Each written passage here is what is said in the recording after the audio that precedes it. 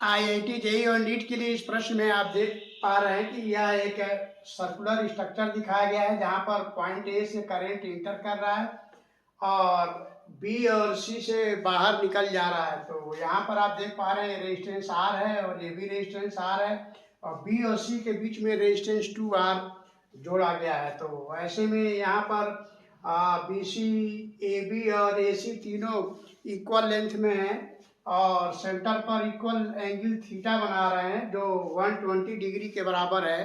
तो इस प्रकार यहाँ पे सेंटर पर नेट मैग्नेटिक फील्ड बताना है। तो हम यहाँ पर इस सर्किट को अलग अलग 3 तरीके से बना करके हम यह देखेंगे कि ए बी और ए सी में कितना करंट जा रहा है और बी सी में कितना करंट जा रहा है। तो यहाँ पर आर और आर ए बी दोनों सेम है, ए बी में रेजिस्टेंस और ए सी में रेजिस्टेंस सेम है और बी सी में रेजिस्टेंस 2R है और करंट ए से इंटर कर रहा है, बी और सी से निकल जा रहा है। तो इस सर्किट को हम ऐसे बना सकते हैं। तो यहाँ पर एक सेल दिया जाएगा और इस सेल को इस तरह से ऐसे दिखाया जाएगा और इस बी को हम ऐसे यहाँ जोड़ देंगे और इस प्रकार इस सी को भी हम इस तरह से ऐसे जोड़ देंगे। इस प्रकार ये सर्किट कंप्लीट हो गया और इस प्रकार हम बी और ऐसे बी और सी भी यहाँ पे जुड़ा हुआ है। तो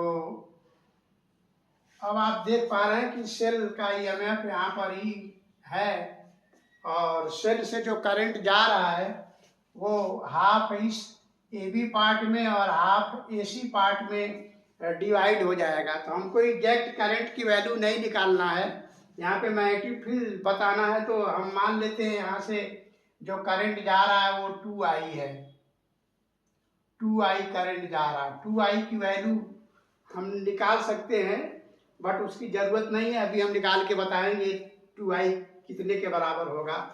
तो ये 2 पार्ट में डिवाइड हो जाएगा, एक इधर जाएगा I और दूसरा करंट इधर आएगा, ये भी हो गया I। तो 2I करंट 2 पार्ट में डिवाइड हो गया, I AB में जा रहा है और I PC AC में जा रहा है। और अब हम देख पा रहे हैं कि B और C दोनों सेम वोल्टेज पर होंगे क्योंकि जो पोटेंशियल ड्रॉप यहाँ तक आ रहा है वो R के कारण आ रहा है और इधर भी पोटेंशियल ड्रॉप R के कारण आ रहा है, इसलिए B और C दोनों सेम वोल्टेज पर होंगे। इसलिए इन दोनों के बीच में पोटेंशियल डिफरेंस 0 हो गया B और C के बीच में। तो इस प्रकार इसमें जो करंट होगा वो 0 होगा, BC में जो करंट जाएगा वो 0 जाएगा। तो अब हम सेंटर पर मैग्नेटिक फील्ड की वैल्यू निकाल सकते हैं। तो हम जानते हैं, ये देखिए यहाँ पर ये हमारे पास एक करंट कैरिंग वायर है। मान लीजिए इसमें करंट I जा रहा है, इसमें करंट I जा रहा है। तो इसके राइट साइड में यहाँ पर करंट कैरिंग वायर के राइट साइड में यहाँ पे मैग्नेटिक फील्ड अंदर की तरफ होगा इस तरह से और लेफ्ट साइड में यहाँ पे मैग्नेटिक फील्ड बाहर की तरफ होगा, इस तरह से दिखाया जाएगा आउटवर्ड। तो ये इनवर्ड हो गया, ये आउटवर्ड हो गया। तो इसी तरह से यहाँ पर आप देख पा रहे हैं कि जब करंट AB में जा रहा है तो I करंट जा रहा है तो सेंटर पर अंदर की तरफ मैग्नेटिक फील्ड बनाएगा और AC में जो करंट जा रहा है वो सेंटर पे बाहर की तरफ मैग्नेटिक फील्ड बनाएगा। तो इस तरह से सेंटर पर नेट मैग्नेटिक फील्ड 0 हो जाएगा। हम इसका मैथमेटिकल फार्मूला निकालने की जरूरत नहीं है, ये कंसेप्ट से ही बन जाएगा क्योंकि दोनों में सेम करंट जा रहा है। दोनों में अगर डिफरेंट करंट जाता तो हम एग्जैक्ट करंट की वैल्यू निकालते हैं। अब इस सर्किट को हम और भी तरीके से बना सकते हैं, ये देखने के लिए कि इसमें BC पार्ट में करंट नहीं जाएगा। तो इसको हम ऐसे भी बना सकते हैं। आइए देखते हैं। यहाँ पर हमारा सेल है और यहाँ से करंट जा रहा है और ये दो भाग में इस तरह से डिवाइड हो जाएगा। अब यहाँ रेजिस्टेंस हम आर ऐसे यहाँ दिखाएंगे। यहाँ पर भी रेजिस्टेंस आर हम ऐसे दिखाएंगे और फिर जो है इसको इस तरह से यहाँ जोड़ दिया जाएगा। ये जुड़ गया और ये सेल का ईएमएफ है ई। अब आप देखिए यहाँ से करंट 2I जा रहा है, 2I। अब I और I इस तरह से I इधर जाएगा और I इधर जाएगा, डिवाइड हो गया और ये हमारा B हो गया। ये B है और ये C है। तो हम क्या करेंगे, B और C के बीच में ऐसे 2R रेजिस्टेंस हम जोड़ दे रहे हैं। ये वाला 2R B और C के बीच में देखिए, तो B और B को हम यहाँ बनाते हैं।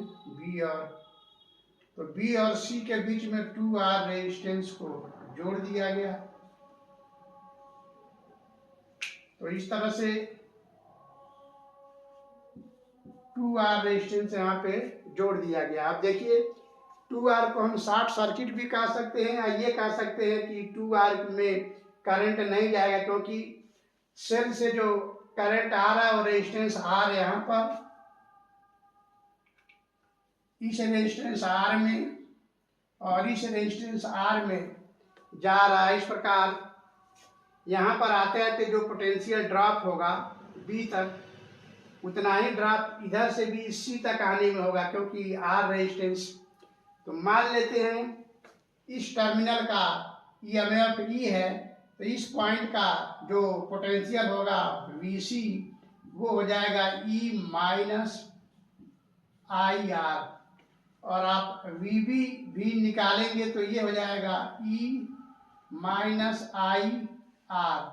तो अब आप देख पा रहे हैं कि VB और VC दोनों बराबर हो गए, इसलिए डेल्टा BC 0 होगा, इसलिए इसमें कोई करंट नहीं जाएगा। तो इसमें जो करंट की वैल्यू होगी वो 0 हो जाएगा। इसलिए मैग्नेटिक फील्ड यहाँ बनाने में इस 2R रेजिस्टेंस का कोई कंट्रीब्यूशन नहीं होगा, क्योंकि इसमें करंट 0 है, इसलिए यहाँ पर कोई मैग्नेटिक फील्ड नहीं बनाएगा। इसलिए यहाँ जो करंट इंटर हो रहा है 2I, वो AB में आई गया और AC में आई गया, तो ये दोनों, ये अंदर की तरफ और ये जो है बाहर की तरफ, और ये अंदर की तरफ इस तरह से और ये बाहर की तरफ, तो इसलिए नेट मैग्नेटिक फील्ड यहाँ पे 0 हो जा रहा है। अगर आप यहाँ पे 2I की वैल्यू, नेट 2I की वैल्यू अगर आप निकालना चाहें तो 2I की वैल्यू होगा सेल का ईएमएफ अपान ये, और ये दोनों पैरेलल में हो गए, इसलिए R और R का रिजल्टेंट वैल्यू होगा R/2, पैरेलल में है। तो इसको आप इस तरह से R/2 इस तरह से दिखा सकते हैं। वैसे रिजल्टेंट करंट निकालने की जरूरत नहीं है, यहाँ पे मैग्नेटिक फील्ड बताना था सेंटर पे, तो इस तरह से ये इसका सर्किट बनेगा। एक और सर्किट आप बना सकते हैं, इसको ऐसे भी सर्किट को बना सकते हैं। यहाँ पर देखिए ये हमारा सेल है और सेल से इस तरह से करंट जाएगा और यहाँ पे दो भाग में बट जाएगा करंट। रेजिस्टेंस R में और यहाँ भी रेजिस्टेंस R में, और ये टर्मिनल हो गया B और ये टर्मिनल हो गया C, और फिर दोनों यहाँ पर ऐसे मिल जाएंगे और इस सर्किट को हम ऐसे भी बना सकते हैं। और बी और सी के बीच में इस तरह से हम रेजिस्टेंस 2R जोड़ देंगे। तो फिर से देखिए, करंट यहां से 2I ऐसे जाएगा, इसमें I, इसमें भी I, और इस प्रकार बी और सी का ये पोटेंशियल होगा, क्योंकि आई आर इसमें ड्रॉप होगा, आई आर इसमें ड्रॉप होगा, तो बी का potential E minus I R और सी का potential E minus I R. इस प्रकार फिर से इसमें कोई करंट नहीं जाएगा, तो इसमें जो करंट होगा बीसी में वो 0 होगा, तो इसमें 0 करंट फ्लो करेगा। इसलिए यहाँ पर इस 2R रेजिस्टेंस का कोई कंट्रीब्यूशन यहाँ पे नहीं है नेट मैग्नेटिक फील्ड निकालने में सेंटर पे। तो हम समझते हैं ये काफ़ी अच्छे से आपको समझ में आया होगा। तो फिर मिलते हैं नेक्स्ट वीडियो में किसी और क्वेश्चन के साथ। तब तक के लिए